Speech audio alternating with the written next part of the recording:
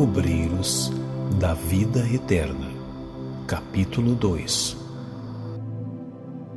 No Santuário da Bênção.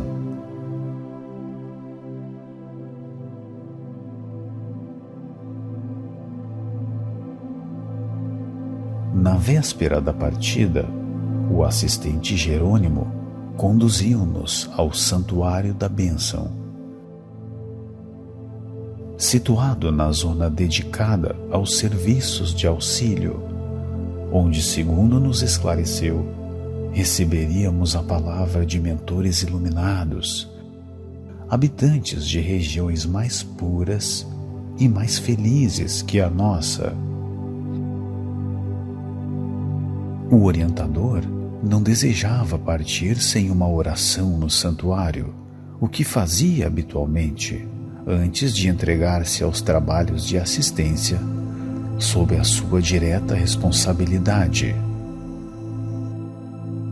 À tardinha, pois, em virtude do programa delineado, encontrávamos-nos todos em vastíssimo salão, singularmente disposto, onde grandes aparelhos elétricos se destacavam ao fundo, atraindo-nos a atenção. A assembleia era seleta e distinta. A administração da casa não recebia mais de 20 expedicionários de cada vez. Em razão do preceito, apenas 3 grupos de socorro, prestes a partir a caminho das regiões inferiores, aproveitavam a oportunidade. O grupo de 12, presidido por uma irmã de porte venerável, de nome Semprônia, que se consagraria ao amparo dos asilos de crianças desprotegidas, o grupo chefiado por Nicanor, um assistente muito culto e digno, que se dedicaria por algum tempo à colaboração nas tarefas de assistência aos loucos de antigo hospício, e nós outros, os companheiros encarregados de auxiliar alguns amigos em processo de desencarnação, prefazíamos o total de 20 entidades.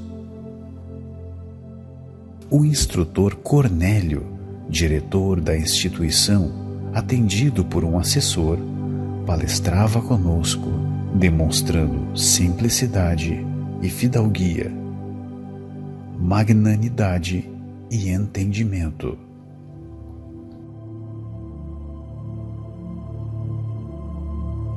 Logo de início, em nossa administração, explicava-nos: procuramos estabelecer o aproveitamento máximo do tempo com um mínimo de oportunidade. Para concretizar a providência, desde muito não recebemos indiscriminadamente os grupos socorristas. Reunimos os conjuntos de serviço de acordo com as situações a que se destinam. Em dia de recepção aos que vão prestar serviço na crosta, não atendemos colaboradores incumbidos de operar exclusivamente nas zonas dos desencarnados. Como sejam as estações purgatoriais e as que se classificam como francamente tenebrosas, há que ordenar as palavras e selecioná-las, criando-se campo favorável aos nossos propósitos de serviço. A conversação cria o ambiente e coopera em definitivo para o êxito ou para a negação. Além disso, como esta casa é consagrada ao auxílio sublime de nossos governantes que habitam planos mais altos, não seria justo distrair a atenção, e sim consolidar bases espirituais, com todas as energias ao nosso alcance, em que possam aqueles governantes lançar os recursos que buscamos.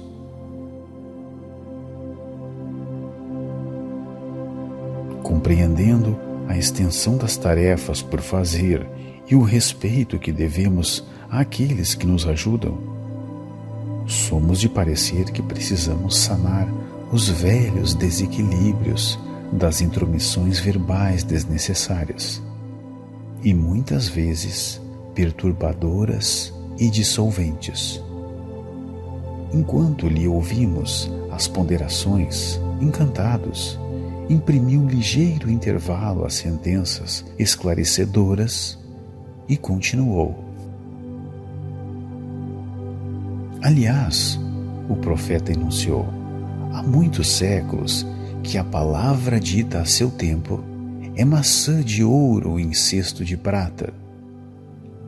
Se estamos, portanto, verdadeiramente interessados na elevação, constitui-nos inalienável dever o conhecimento exato do valor do tempo, estimando-lhe a preciosidade e definindo cada coisa e cada situação em lugar próprio, para que o Verbo, potência divina, seja em nossas ações o colaborador do Pai. Sorrimos satisfeitos. Nada mais razoável e construtivo, opinou Semprônia, a destacada orientadora que dirigia pela primeira vez a expedição de socorro aos orfãozinhos encarnados. O dirigente do santuário, reconhecendo talvez como nos sentíamos necessitados de esclarecimento quanto ao uso da palavra, prosseguiu. É lamentável se dê tão escassa atenção na crosta terrestre ao poder do Verbo, atualmente tão desmoralizado entre os homens.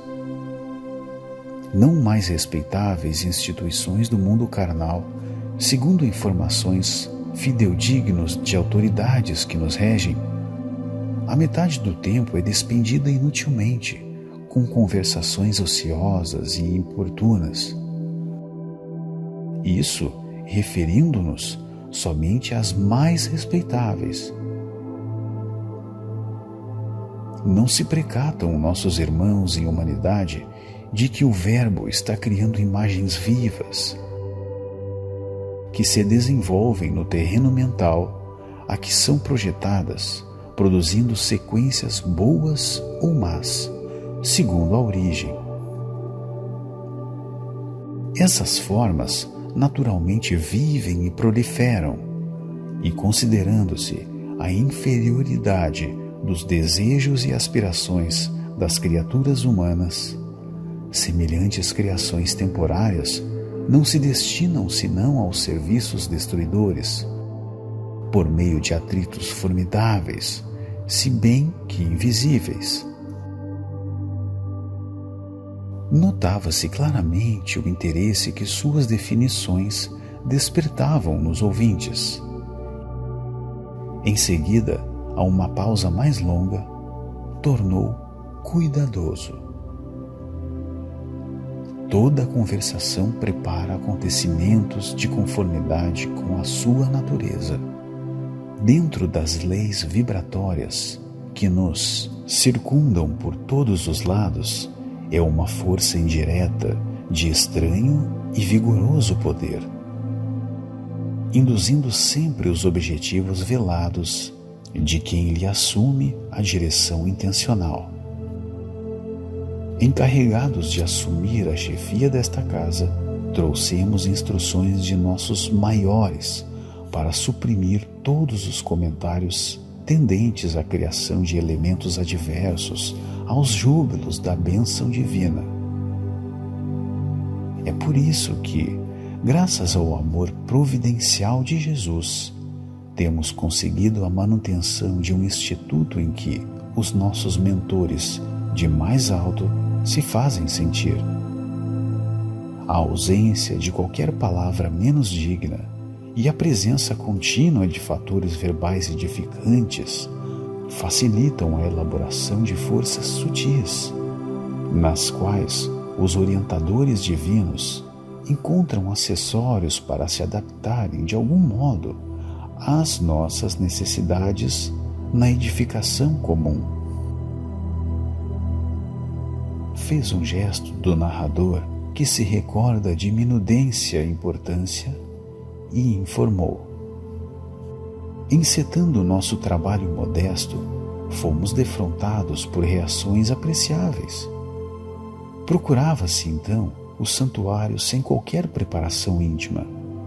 Nossos amigos prosseguiam repetindo o cenário da crosta, em que os devotos procuram os templos como os negociantes buscam mercados. Devíamos administrar dons espirituais como quem dirige um armazém de vantagens fáceis ao personalismo inferior. Desde o primeiro dia, porém, amparados na delegação da competência que nos foi concedida, golpeamos fundo o velho hábito. Durante alguns dias, gastamos tempo ensinando a reverência devida ao Senhor, a necessidade da limpeza interna do pensamento e a abolição do feio costume de tentar o suborno da divindade com falaciosas promessas.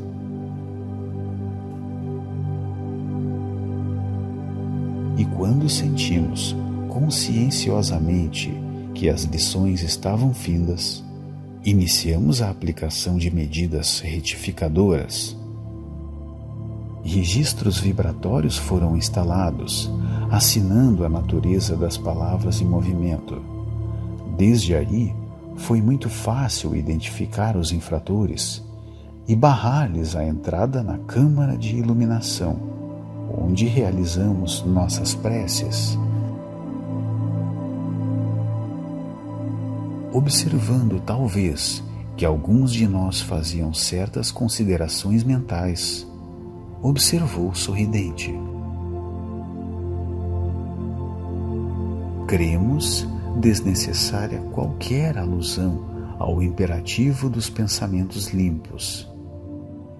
Quem busca uma casa especializada em abençoar não pode hospedar ideias de ódio ou maldição. Compreendemos prontamente a finalidade do ensino indireto e delicado e calamo-nos, prevenidos quanto à necessidade de resguardar a mente contra as velhas sugestões do mal. Desejando facilitar-nos as expressões de alegria e cordialidade, Cornélio olhou fixamente um grande relógio que apresentava simbolicamente no mostrador a caprichosa forma de um olho humano, de grandes proporções, em que 2 raios luminosos indicavam as horas e os minutos.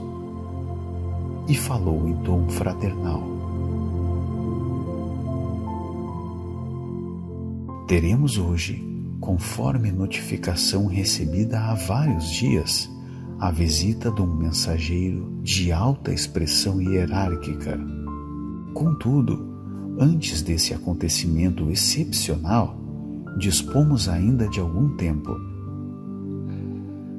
Considerando o preito de amor que devíamos aos que nos orientam do plano superior, não convém emitir a nossa invocação de bênçãos, nem antes, nem depois do horário estabelecido. Estejam, pois, à vontade os cooperadores. E fixando o olhar nos 3 encarregados de serviço, acrescentou, após as reticências: enquanto me entendo particularmente com os chefes das missões, temos quase 1 hora para a troca de ideias construtivas. Cornélio passou a dirigir-se de modo confidencial aos nossos orientadores e, fracionados em grupinhos diversos, entabulamos conversações amigas. Tendendo-me aos desejos, Padre Hipólito, qual o chamávamos na intimidade, apresentou-me o assistente Barcelos, da turma de servidores que se destinava à assistência aos loucos. Fora ele dedicado professor no círculo carnal e interessava-se carinhosamente pela psiquiatria sob novo prisma. Acolheu-me com fidalgo tratamento e, após as primeiras saudações, perguntou bondoso: "É a primeira vez que integra uma expedição socorrista?" "De fato", esclareci, "é a primeira. Tenho acompanhado diversas missões de auxílio na crosta, mas na condição de estudante, com reduzidas possibilidades de cooperação. Agora, porém, o assistente Jerônimo aceitou-me o concurso e sigo alegremente." Endereçou-me cativamente o olhar, no qual transpareciam satisfação e surpresa, e observou: "O trabalho beneficia sempre." Interessado em seus informes e esclarecimentos, tornei humildemente: "Seguindo expedições de socorro como aprendiz, tive ensejo de visitar por mais de uma vez 2 antigos e grandes sanatórios de alienados do nosso país e vi de perto a extensão dos serviços reservados aos servos de boa vontade nessas casas de purificação e dor. As atividades de enfermagem aí são, ao meu ver, das mais meritórias." "Inegavelmente", concordou ele, prezando-me a atenção. "A loucura é um campo doloroso de redenção humana. Tenho motivos particulares para consagrar-me a esse setor da medicina espiritual e asseguro-lhe que dificilmente encontraríamos noutra parte tantos dramas angustiosos e problemas tão complexos." "E tem colhido muitos frutos novos decorrentes do seu esforço?" perguntei curioso. "Sim, venho arquivando confortadoras lições nesse sentido, incluindo que, com exceção de raríssimos casos, todas as anomalias de ordem mental se derivam dos desequilibrados da alma. Estamos longe de contar com um número suficiente de servidores treinados para socorrer e eficazmente os encarcerados na cadeia das obsessões terríveis e amargurosas. É tão grande a quantidade de doentes nesse particular que não sobra outro recurso além da resignação. Continuamos, desse modo, a atender superficialmente, esperando, acima de tudo, da providência divina. Nos casos de perseguição sistemática das almas vingativas e cruéis do plano inacessível às percepções do homem vulgar, temos, invariavelmente, uma tragédia iniciada no presente, com a imprevidência dos interessados, ou que vem do pretérito próximo ou remoto, por meio de pesados compromissos.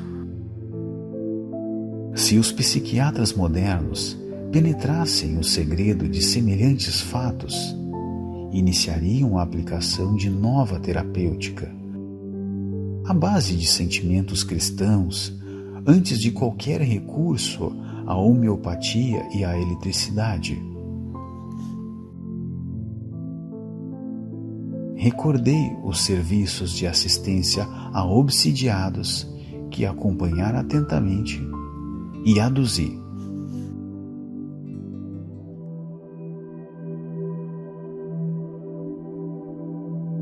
Examinei alguns casos torturantes de obsessão e possessão que me impressionaram, sobremaneira pela quase completa ligação mental entre os verdugos e as vítimas.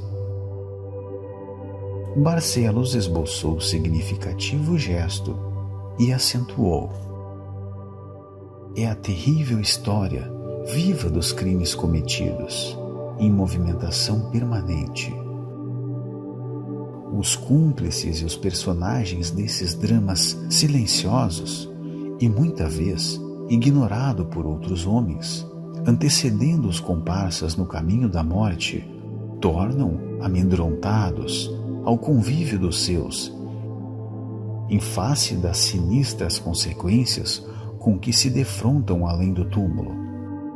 Agarram-se instintivamente à organização magnética dos companheiros encarnados ainda na crosta, viciando-lhes os centros de força, relaxando-lhes os nervos e abreviando o processo de extinção do tônus vital, porque tem sede das mesmas companhias junto às quais se lançaram em pleno abismo. Exibem sempre quadros tristes e escuros, nos quais se destaca a piedade de muitas almas redimidas que tornam do alto incompassivos gestos de intercessão e socorro urgente. Imprimiu às considerações ligeira pausa e prosseguiu.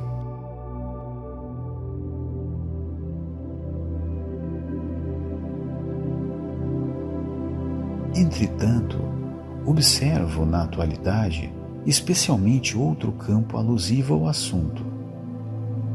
Antes de minha volta ao plano espiritual, faminto de novas informações referente ao psiquismo da personalidade humana, examinei atento a doutrina de Freud, impressionado com as variações psicológicas dos caracteres juvenis sob minha observação direta, e apaixonado pela solução dos profundos enigmas que envolvem a criatura terrestre, encontrei na psicanálise um mundo novo. Todavia, por mais que eu estudasse a prodigiosa coleção de efeitos, jamais alcancei a tranquilidade completa na investigação das causas, no círculo dos fenômenos em exame. Discípulo espontâneo e distante do eminente professor Freiberg, somente aqui pude reconhecer os elos que lhe faltam ao sistema de positivação das origens de psicoses e desequilíbrios diversos. Os complexos de inferioridade, o recalque, a líbido, as imersões do subconsciente não constituem fatores adquiridos no curto espaço de uma existência terrestre, e sim características de personalidade egressa das experiências passadas.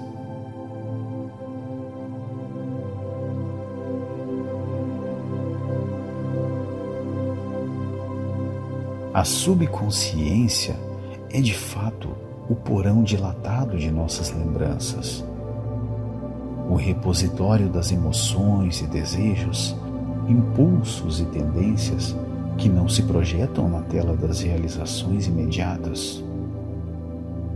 No entanto, estende-se muito além da zona limitada de tempo em que se move um aparelho físico. Representa a estratificação de todas as lutas com as aquisições mentais e emotivas que lhe foram consequentes, depois da utilização de vários corpos.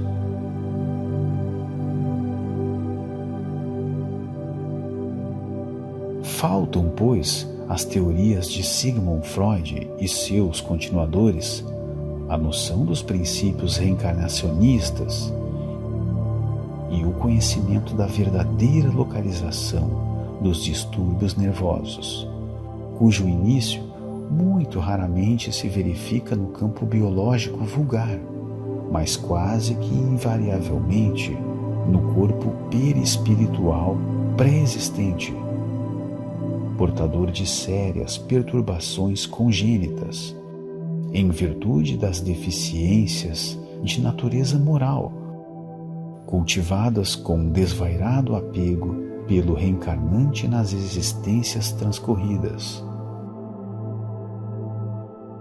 As psicoses do sexo, as tendências inatas à delinquência, tão bem estudadas por Lombroso, os desejos extravagantes, a excentricidade, muita vez lamentável e perigosa, representam modalidade do patrimônio espiritual dos enfermos. Patrimônio que ressurge de muito longe em virtude da ignorância ou do relaxamento voluntário da personalidade em círculos desarmônicos. Estabelecera-se entre nós uma pausa feliz, que aproveitei atentamente, arregimentando raciocínios quanto ao assunto, considerando os argumentos construtivos que o assistente enunciara em benefício da minha própria iluminação. Recordei meus escassos conhecimentos da doutrina freudiana e voltei mentalmente ao consultório, onde muitas vezes fora procurado por amigos atacados de estranhas e desconhecidas enfermidades mentais, a se socorrerem de minhas pobres noções de medicina. Não obstante minha carência de especialização em tal sentido, eram maníacos, histéricos e esquizofrênicos de várias matizes, em cujos cérebros ainda existia luz bastante para a peregrinação pelos livros científicos. Haviam devorado ensinamentos de Freud. Entretanto, as teorias eram valiosas pelos elementos de análise. Não ofereciam socorro algum substancial e efeito ao doente. Descobriam a ferida sem trazer um bálsamo curativo. Indicavam o quisto doloroso, mas subtraíam o bisturi da intervenção benéfica. As explicações de Barcelos, por isso mesmo, se aproveitadas por médicos cristãos na crosta planetária, poderiam completar o trabalho de benemerência que a tese freudiana trouxera aos círculos acadêmicos.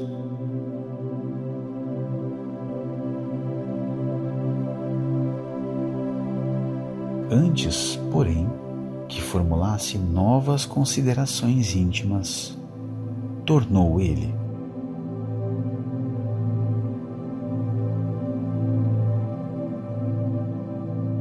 tenho minhas atribuições com os desequilibrados mentais. Todavia, meu esforço maior, ultimamente, desdobra-se na região inspiracional dos médicos humanitários, para que os candidatos involuntários à perturbação sejam auxiliados a tempo. Depois de verificada a loucura propriamente dita, na maioria dos casos terminou o processo de desarmonia psíquica. Muito difícil conduzir a restauração perfeita aos alienados com ficha reconhecida, embora seja incessante a nossa batalha pelo reestabelecimento integral da porcentagem possível dos enfermos. Antes do desequilíbrio completo, houve enorme período em que o socorro do psiquiatra poderia ter sido providencial e eficiente.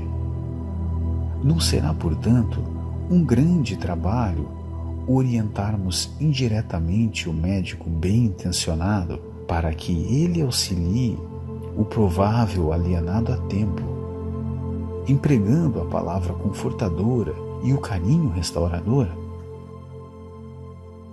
Incalculável número de pessoas permanece no plano carnal, tentando a solução dos profundos problemas relativos ao próprio ser.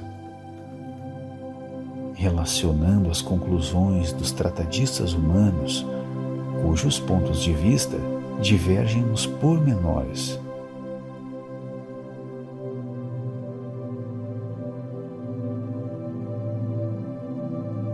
Relacionando as conclusões dos tratadistas humanos, cujos pontos de vista divergem nos pormenores, temos, na esfera de aperfeiçoamento terrestre, 5 classes de psicoses: as de natureza paranoica, perversa, mitomaníaca, ciclotímica e a hiperemotiva, englobando, respectivamente, a mania das perseguições e o delírio das grandezas, os desequilíbrios e fraquezas de ordem moral, a histeria e a mitomania, os ataques melancólicos e as fobias e crises de angústia.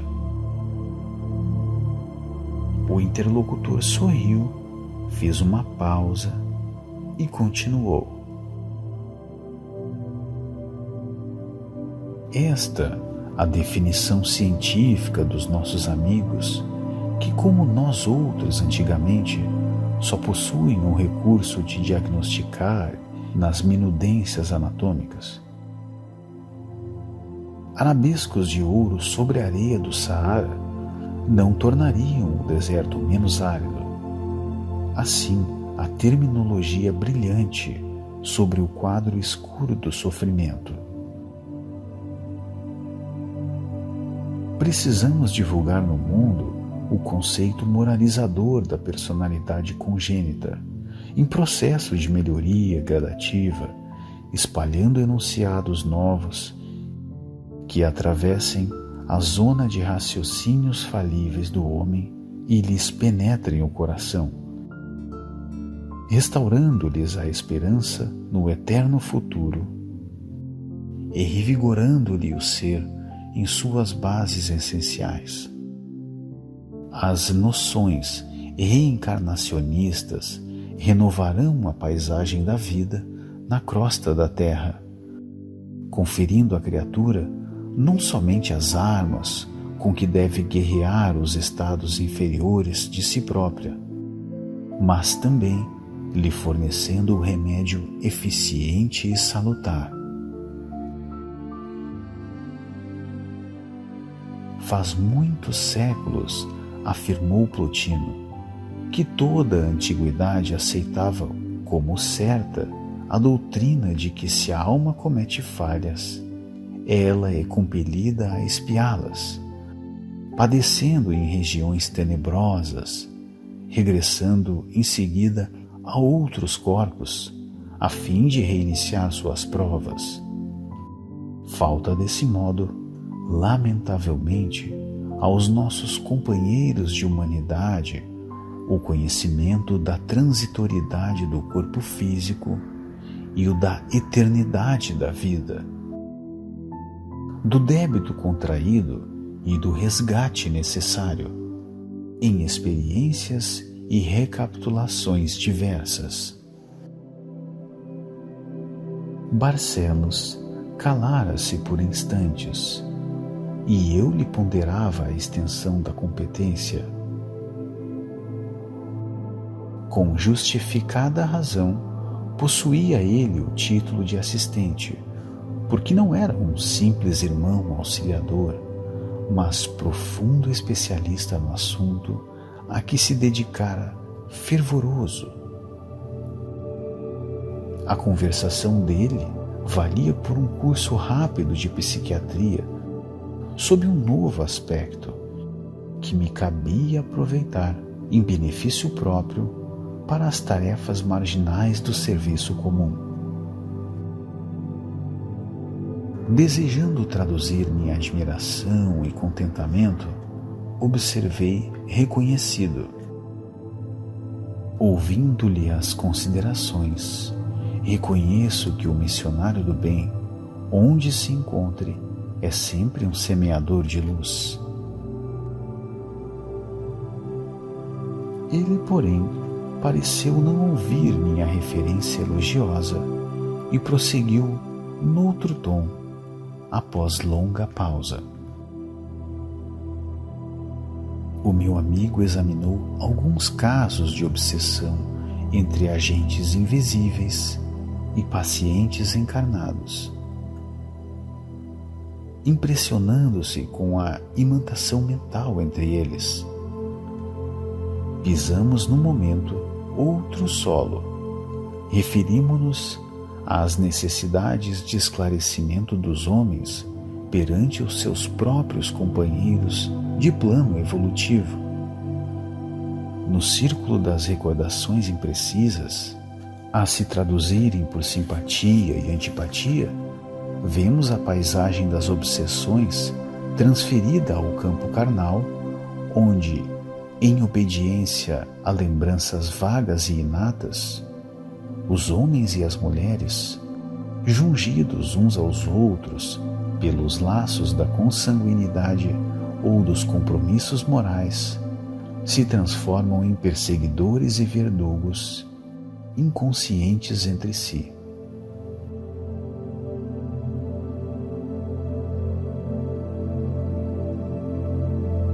Os antagonismos domésticos, os temperamentos aparentemente irreconciliáveis entre pais e filhos, esposas e esposas, parentes e irmãos, resultam dos choques sucessivos da subconsciência, conduzida a recapitulações retificadoras do pretérito distante. Congregados de novo na luta expiatória ou reparadora, as personagens dos dramas que se formam passam a sentir e ver, na tela mental, dentro de si mesmas, situações complicadas e escambrosas de outra época.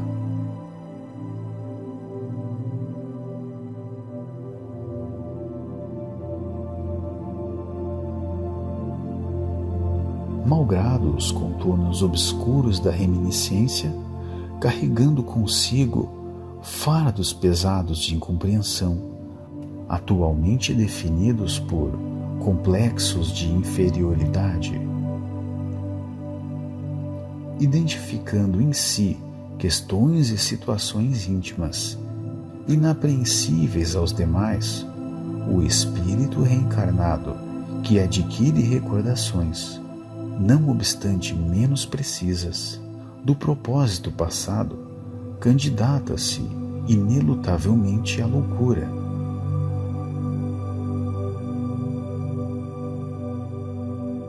E nessa categoria, meu amigo,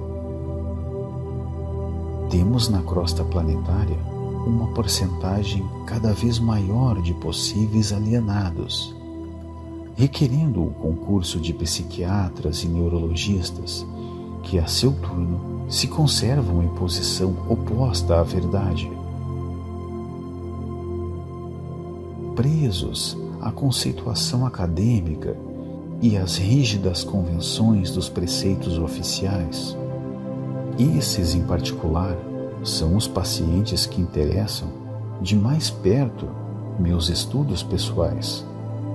São vítimas anônimas da ignorância do mundo, os infortunados, absolutamente desentendidos, que de loucos incipientes prosseguem pouco a pouco a caminho do hospício ou do leito de enfermidades ignoradas, tão só porque lhes falta a água viva da compreensão e a luz mental que lhes revelem a estrada da paciência e da tolerância em favor da redenção própria.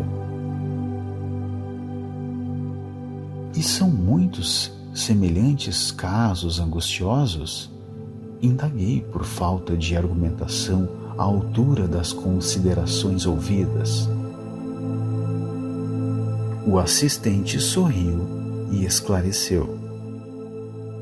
Oh, meu caro, a extensão do sofrimento humano, nesse sentido, confunde-se também com o infinito. Barcelos ia prosseguir, mas retinil sonora, uma campainha singular, convocando-nos aos preparativos da oração. Era preciso atender.